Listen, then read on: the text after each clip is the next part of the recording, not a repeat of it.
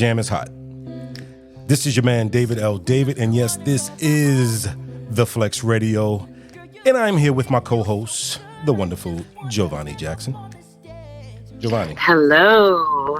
Yes. Listen, I got a surprise for you. All right? Oh, boy. I don't know if you know who this person is singing this song or not, but I'm going to introduce y'all in a minute. Oh, okay. Let me stop. That is actually Mr. Austin Brown. That is Joh'Vonnie's nephew, Austin Brown.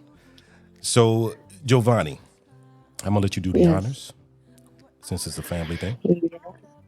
Yes. So we have on the Flex Radio this morning, we have Austin Brown, who is the son of Nathaniel Brown and Rebbie Jackson. And Rebbie is the eldest sister of the Jackson family. And Austin is my nephew, who I'm extremely, extremely proud of. Listen, Flexers, you just don't understand how cool Austin is. He is a confidant, always has the best advice, and so very talented. He's a musical genius. Oh wow! Thank you, Auntie. I paid her to say all that. Just letting y'all know beforehand. No, I'm playing. No, and guess no. I didn't pay her. We have an agreement. If I do a good radio interview, then she's gonna make me a German chocolate cake. Oh, okay. Oh, let me find out. You know about her German chocolate cakes? She didn't tell you? Nah, she didn't tell me about that. She holding back. Joh'Vonnie, you didn't tell him about your secret weapon? I don't want him to lose his mind behind a German chocolate cake. Bro, my aunt's German chocolate cake is legendary. Sorry to get off track, but I just have to say that. It's all good. That's all good, man. I'm glad you told me, though. Okay. Yep. You know what? Austin, I was thinking about your birthday, November 22nd, 1985. And it made me think about that record you came out with, 85. I really loved that one. That was so good. Thank you. Yeah, you're so talented. Golly. I mean, actually, this is something I don't even know, and I should know. Like, how many instruments do you actually play? Okay, so when I was younger, I used to say, I play piano, guitar, bass, drums. But to be honest, I can get my way around those four instruments. But the ones I would say I primarily play are piano and guitar. I respect musicianship too much to try to claim it all. I know how to get my way around a few, but I would say the ones that I've spent the time on in my life would be piano and then guitar. You know what? I play the piano too. I even have the piano that I played that I learned on as a little girl. It's so sad. It's in the garage, but you gotta get it out. I know. See, I gotta find a place. There's a whole bunch of things that I'm learning. There's a bunch of gems that I didn't know about Joh'Vonnie. I didn't know that. I know you make German chocolate cake. I didn't know you play the piano. What? Okay. But I can cook. Yeah, that I do know. But see, you know how it is. How did she not people tell you each? Did she not tell you they're bit my people in my family will literally that we would call Joh'Vonnie and be like, we would beg her that she would send us a cake. Like, I don't Joh'Vonnie, I can't believe you did not tell him this. No, I don't walk around bragging on myself, Because you know what it is? Sometimes people can cook, right? But they don't either like to. It's either one or the other with some people. They can cook and don't bake or bake and don't cook. But that's dope that you cook and bake. Austin! Oh, my God. She does You both. have to try my chocolate chip cookies. It's all plant-based. And it's stuffed with cheesecake. David, tell him how those cookies now, are. Austin, that I did try.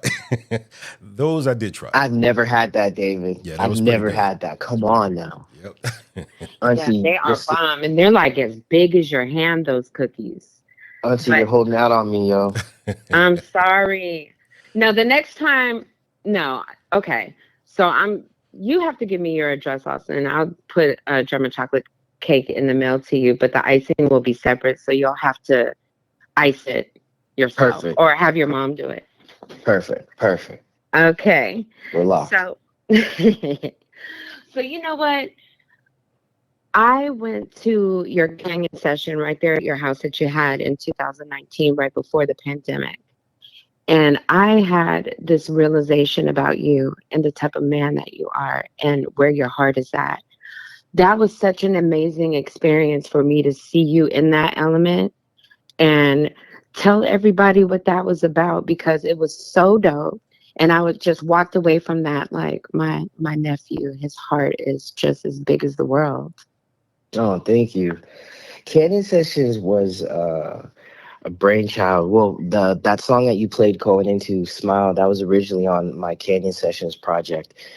Canyon Sessions was a more of a stripped down album. It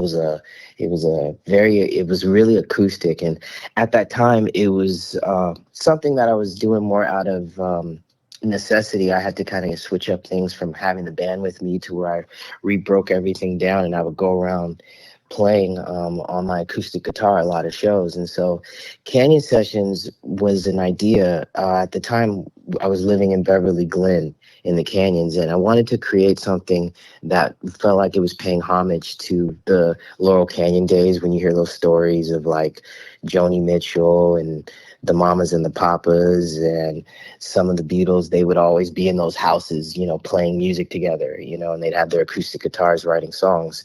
And so I wanted to create something with my friends. I have such a good group of musicians and community. And so we started putting shows together.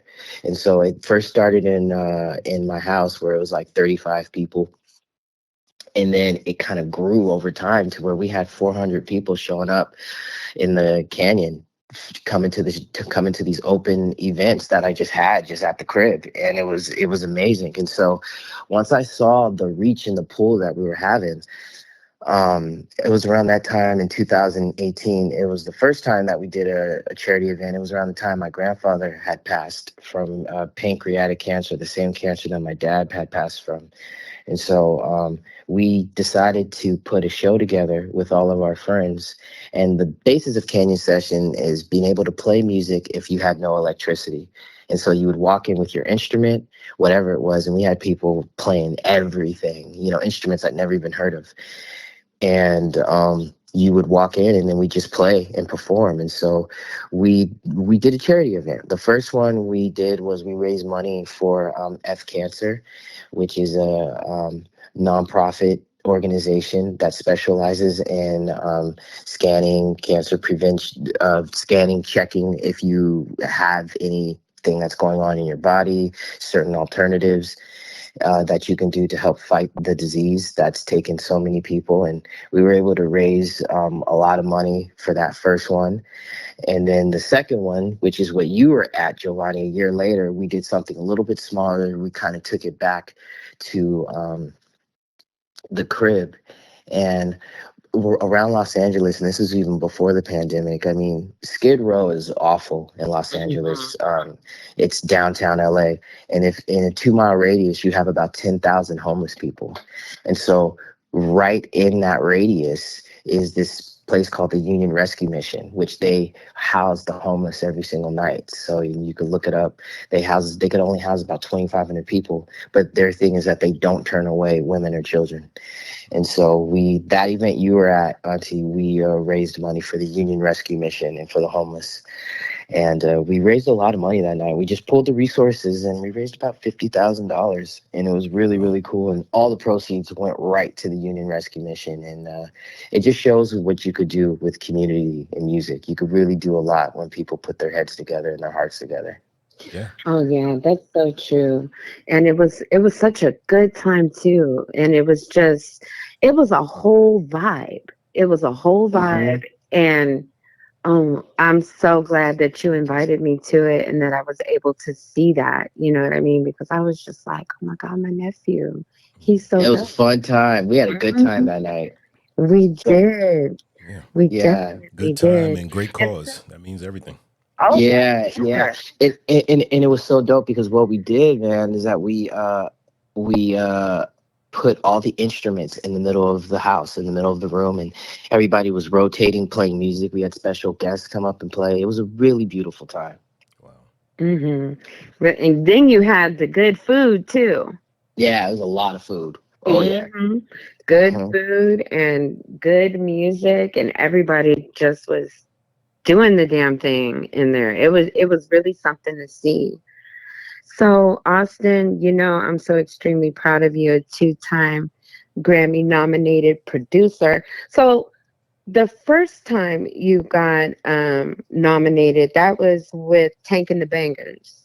Yes, this Tank of the Bangers, they're a band from New Orleans. They're amazing, and their album Red Balloon was nominated in 2022 for Best Progressive R&B Album, and myself and my production partner Brian London, we produced their singles on that album. So we produced a song called Stolen Fruit, and we produced a song called Why Try, um, with our buddy Biako, and that ended up being the singles on the album, and the album ended up getting nominated. So it was really, really cool. You don't I've been doing music. This is my 20th year. It's kind of weird to say that, Wow. and yeah, it's a trip. It's my 20th year doing music, and it's like that was the first time something like that, had happen for us. And we didn't win, but it's not really about the winning. It's more so the acknowledgement. Yeah. There's so many people Yeah. um, doing music, and it was just cool that that project got some love like that. So let me ask you this, Austin. Wow. So your earliest influences, right? I mean, which is obvious, but who were your earliest influences? Like, what made you want to get? I mean, I know it lives in you, but what made you want to get Hmm. into, doing music? Of course, playing, instruments and things like that. Like, what influenced you? That's a good question. The earliest influences I would have to say, there was always a piano in my house, and so I was always touching it and hitting it. And then my brother-in-law, actually, my sister's husband, Rex Salas, he's a musician and producer himself, great piano player. He taught me. He was one of the first to really teach me about playing piano. He taught me my first triad major chord, and then that kind of started helping, taking me down, a whirlwind of that. And then my uncle Tito was the one that first put the guitar in my hands at age 11. He gave me my first guitar, showed me my first major chord in the first bar position, and that started me. And so I always, was into it, and I always just had a knack for just wanting to just touch an instrument. I liked hearing sounds, and then it was Purple Rain, Prince. I had gotten a gift. I had gotten a gift actually from one of my uncles for a year during Christmas. They got me a portable DVD player, and it had a bunch of DVDs in there for me to study. And then in there was Purple Rain. Wow. And that was that when I saw Prince doing that solo on Let's Go Crazy, I just knew hmm right then. Yeah. I'm like, that's one of the coolest things I'd ever seen, Yeah. and then that then made me deep dive into, well, who was he into? And then that's when I got into Santana, and then the ultimate, in my opinion, next to Santana is Jimi Hendrix and Okay. people like that. So it kept going. It just kept kind of going as I kept pulling back layers. Gotcha. All great Wow. musicians, man. Every last one that you named, excellent musicians. Hmm. Yeah, and my favorite, I would have to say, I just want to say the one who probably changed the game for me the most is when I got into Miles Davis. Oh Then Oh, music yeah. yes. became Oh yeah. Yeah, then music became real, and then it opened up, and then then you realize, oh wow, you can do anything, if you just have the right people around and if you're open-minded. And so after I really discovered Miles, my life was just kind of changed. I just knew, I'm like, okay, this is my journey. I love it. Nice. Have you ever heard that album by Miles Davis? It's called You're Under Arrest. What year is this? Is this the I, 70s? Man, Miles has so many albums. Every time yeah, I think I don't I've heard them know, all. Wait, but that's the one that I fell in love with. hold on, let me look up that cover right now because I don't always know the titles. This is a man who, what's amazing about Miles Davis? He stayed relevant in 4 different decades of music. Right. That's Oh, 40, That's 40 years, of relevancy and making great music, Oh, Mm. yes. I love this album, Giovanni. Yes. Oh Yes. I man, just saw isn't the that cover. cold? Oh, And I get love this. it. Hmm. And get this. This album came out in the 80s. That just shows you, like, that's when you got, like, and Wow. this man started in the 40s, you know? Mm-hmm. So it's just Isn't like, that something? it's But that, amazing. yeah. And then you mentioned Santana. Oh my God, Mhm. I love Santana. I Genius. love him. I love his Genius. music. So, Austin, so growing up in California, what was it like growing up out there in like Agora and all that and school and all that? How was that for you? Whenever I think about Agora Hills, to tell you the truth, Giovanni, all I think about is really my dad. Um, my Mm. my father was such a hard worker. I remember him waking up at 5 in the morning, going to work every day. My dad owned a driving school. A lot of people don't know he owned the first black-owned driving school in Southern California. That's till this day Oh, still wow. still around. It's different owners, but that's what I remember the most. My dad just working hard, we had a really, really nice upbringing, and my parents really working together to make sure that we could have the things that we wanted. But my dad really busted his butt, and Mhm. it it I had a really great childhood because of that, and because of the work he would put in for us to have a good roof over our heads, and always have food on the table. So you really realize those things when you get older, the Mhm. sacrifices. So whenever I think about Agora, that's it was great, but it was primarily because my parents made sure that we had a good household. Yeah, your dad, he was an amazing man, somebody that I really looked up to. And when I first met you guys, I had just turned 15. And the I first remember. time, yeah, the first time I walked into your house, your mom and your dad's home, there was this feeling of love in the house that I had never experienced before. And it was the type of love that you just want to wrap up in. And I even ended up spending the night because I didn't want to go home. I wanted to stay there. It was just always just the most wonderful, wonderful feeling there at your house. And I'm so blessed to even have your mom as a sister because she's just been an excellent sister to me. And in the Hmm. absence of my mother, you already know this. I see her like my mom. You know what I mean? Hmm. And Hmm. your dad is so missed. And that's why I bother you with all my issues when I have them. Because I could come to your dad and talk to your dad about stuff, and it was no judgment. Hmm. He was great to talk to. He was Oh, yeah. great. He was Mhm. very open-minded, very open-minded, very. I look at so many traits about him, and I'm like, God, that brother is so Jamaican. very, very strong-willed. My father's Jamaican, so very strong-willed and very open-minded, but was a thinker. Would sit back and try to give you advice from a standpoint of thinking it through rather than saying something quickly to hush you away like so many people do. So I Yeah. try to do the same thing. Yes. He was the one that really enjoyed my German chocolate cake the most. And I loved making them for him and with his Haagen-Dazs ice cream he would have with it. Yep, that's him. Yep, that was him. Yeah. Yeah. So that's so cool. So what have you been up to these days? I know you've got, a tour coming up. It's in Europe, right? Yeah, so this year we're gonna be going on the road in the summertime. I'm finally releasing a new album after the last project that I released was in 2021. It was this piano album called Heart Over Mind. I just felt like I wanted to make a jazz album, and so I did. it's a it's a meditation, and that was very stripped down. But now I'm really back to my music. I'm back to my band. I'm back to everything that has, really the sound that's kept me in this business. And I'm really proud of this next body of work. The album is called The Festival, and it'll be out in July.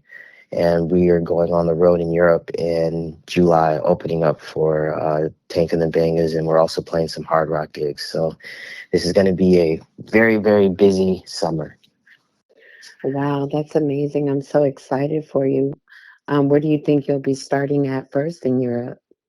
We haven't announced it yet, but it's looking like we're going to be starting in the UK. Nice, nice. I want to come see it Hmm. for sure. I'm so excited about everything that you do. It's just so impressive. So Thank very you. impressive. You're welcome, sweetie pie. You are very welcome. So let's see here. Trying to think. Oh, okay. This is going to be a true treat for the flexers. So Austin's grandfather is a straight character, Joe Jackson, right? And so I told Austin, I said, let's see who can do their best Joe Jackson impersonation. I'm gonna let you Hmm. go first, Austin. Oh gosh. Oh god. Oh gosh. Let's see. Okay, so he would be like, "Why you call me at 8 o'clock in the morning trying to get me? Yeah, I'm just what you doing today? Are you making money?" Oh, okay. Here we go. Now it's my turn. So you done sat up there and made everybody a German chocolate cake. Austin said he got one, Rebbie got one, Jackie got one, Tito got one, and Jermaine got one. But you didn't bring one to me. Exactly. Exactly. Exactly. I don't know. Exactly. We Exactly. gotta take a vote on that to see who won that who won that battle. Because Austin sound Hmm. listen, I never met your dad, your grandfather, but you sounded a lot like him. Joh'Vonnie, I think you got it down packed with the attitude, of course, the way I would picture him saying that. Hmm. Yeah, so we'll let the audience Nah, my David decide. says grandfather. I act like daddy. No, my Oh yeah. grandfather was a hustler, man. That's what I loved about him. So he was always like, "Yo, you making that money, you making that pay, you make sure you take care of yourself." Hmm. Wow. And you know what people don't know, Austin, is actually how funny daddy is Oh my or God, was. He's hilarious. Dude was Yeah. nuts. I loved it every second. He was so funny.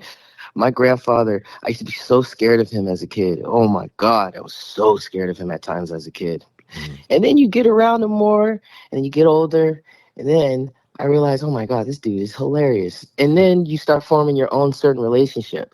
My grandfather used intimidation, I think, during those eras with Mhm. people because you had to. He came up in a hard time, Yeah. Yeah. to be a black man and accomplish what he accomplished in the time that he accomplished it. I dare anyone to try to match what he did. And you have to have that type of angst and that type of will to bulldoze through to, make a change. And so whenever I think about him, I think of that. And I'm thankful for him because of him and being raised around him, there's nobody that I've been around in the business who can intimidate me, Wow. because But I got news it for you doesn't though. get any. I never met your grandfather, and I was scared of him. I never even met him. I think he just had, it was those though, and you were right. See, it was those ones that came up in the old school, let's call it, right? You know, Hmm. and Hmm. like I'm in my 50s, right? And Hmm. my uncles and my dad is from Trinidad, so I got that West Indian blood like you, right? So they didn't Nice, play with nice. us. Yeah, they didn't play with us back then, No, man. It was like, look, like, because they couldn't. yeah, They exactly, couldn't. It was life or exactly. death for you if they didn't put you on game. Yeah, because at one point Mm. I thought my dad, I was like, man, does he like me? Like, why is he so hard on me? But you don't realize it until you get older. And then you say to yourself, Hmm. I'm glad he was like that. Because I could have been in the Oh, streets, I could have been doing anything, you know. yeah, yeah, So yeah, That's yeah. true. Imagine having all those boys right. Hmm. and just a few girls and trying to keep those boys alive because those boys can find themselves into some serious kind of trouble. So I know he had to keep things in line, Hmm. but I don't know. I never was afraid of him or anything like that. Yeah, but Joby, you got him. What I'm realizing is that you got him at an older time. You know, you came a little bit later, so he was a little slower at that time. So I think from when I hear stories from what mom tells me and stuff, he just was a lot more laxed. And you got Joe Jackson at a time when he had became Joe Jackson. Mhm. So so he was a lot more, I think, chill, Yeah. you know. Yeah. But you know, when you are going through straight poverty and you're working at a steel mill every day, and you don't really, you know, it's hard because for a lot of black people, especially, you know, back then when it was closer to a time where America was still trying to, it was remnants of the depression still, and like now, not too different, but even worse. You had to he you had to be aggressive in order to make change. Right. Hmm. You know, that saying, closed mouths don't get fed. I mean, if he didn't bulldoze his way and really not care what people think to do what he was doing, you know, I don't know where, I don't even know if we would even be here right now. So, you know, regardless of what people say, it's just that you look at the time frame and when it was that time, and he had to be that way in order to save his family's lives, I think. Yeah. Yeah, because he was just like no joke. That was an amazing accomplishment. What he did with the boys, that was just incredible. It was amazing. And I know that a lot of people were like, how did he do that? Wow. So Yeah. amazing. So, what do you have in store for yourself today, Austin? What you got planned? I am going to get up and gonna go to the coffee shop, work on some music. I've been working with a friend of mine. I don't know if you guys are familiar with this artist, Lucky Day, Yes. but if you're, yeah, so that's my buddy. Actually, his last single that came out, it's called "That's You." I co-wrote. Hmm. Um, Oh, Oh, okay. okay. yeah, it was a good, really nice tune, and so we're finishing up some stuff. His album comes out in June. It's called Algorithm, and then the main focus is my album, Austin Brown and Black Castle, the festival, and that's coming out in July. And so I'm just getting those things together and organized, and you know, pushing it forward. Nice. Wow. And I expect nothing less from you. You're going to always be relevant, just like Miles Davis. Hey, you know what's funny? Thank you for saying that, but you know what? What I learned from someone like a Miles Davis is that as long as you stay open to the music and you are open with working with new people and not trying, and you genuinely genuinely try to never approach the music with ego, I do feel you'll keep your relevancy, because then Mhm. the new ideas are endless. New ideas are like a stream of water, so you just have to be able to get it. Yeah, that's so And you know cool. what's the good thing Well, about, like, you and I just met today on the phone, but the good thing I could see about you as a young man, you're a nice guy. You're pleasant, you're easy to talk to, and you have good conversation. So, I mean, not only that, you're talented, multi-talented. And like I said, for the past month or so, Giovanni's been talking really, really high, since we started doing the show. She's like, yeah, I got to get my nephew on, so I see that love, man, that family love. So that's key. You know what I mean? And Thank you, the man. way I that appreciate yeah, that. man, the way that you love your dad and love your mom, that's key, man. Because I mean, I don't even know how old. What are you in your 30s, Yeah, Austin? yeah, I'm in my 30s. I'm 38. Yeah, Yeah, so you yes, I'm can in my tell, 30s, man. 38. Yeah, and I hate to say it, but there's a lot of young folks, around your age. Let me just stop there. You know where I'm going, but you see that Hmm. the goodness in you, man, and I appreciate talking to and people like you, who got your head on your shoulders and Oh, doing thank big you, things, man. man. So that's a good thing. I appreciate it, bro. You know, I don't know a lot, but I just know that this experience doesn't last forever. Right. And so I just try to live my life wanting to connect with like minded people, because I feel like-minded energies like us help push things forward positively in a time where things are meant to divert us. And so if we continue congregating, speaking about these things, sharing each other's stories, we can enlighten others who are listening. And you never know that young mind who is waiting to hear something that's going to spark them, that's ultimately going to help other people. Right. And that's that connectivity that I think a lot of people don't necessarily take serious, but it's very real. Right. Wow. Yeah. You're so deep, Austin. Oh, I'm so proud of you. Look at you dropping gems. Like, bow, bow, bow. Well, thank you for coming on the Flex Radio and talking with me and David L. David. Yeah. Oh, it was my pleasure. Thank you guys for having me. Yeah. We appreciate you, You are bro. very welcome, sweetie pie. Awesome. Okay. So yeah, so once again, this is your man David L. David, and this is the Flex Radio. Let's see. Today, man, we had an extra, and we were talking so much, I forgot to give him the applause. Austin has to get the applause. Hey. So definitely an extra special guest, man, Austin Brown. Who is the nephew of Joh'Vonnie Jackson and the son of Rebbie Jackson and Nathaniel Brown. You know what I'm saying? Doing big things out there, man. Very proud of him, man. Definitely doing things for the causes, to help homeless people, and just, it was an amazing time, talking to this young man today. And not only that, he makes dope music. You know what I'm saying? So make sure you cop whatever Austin Brown is doing, man. Go to Apple Music, stream it, buy it, whatever. You know what I'm saying? This is the man, Austin Brown. You know what I mean? Once again, this is your man, David L. David, with my co-host, Joh'Vonnie Jackson, and this is the Flex Radio Interview Sessions. Peace.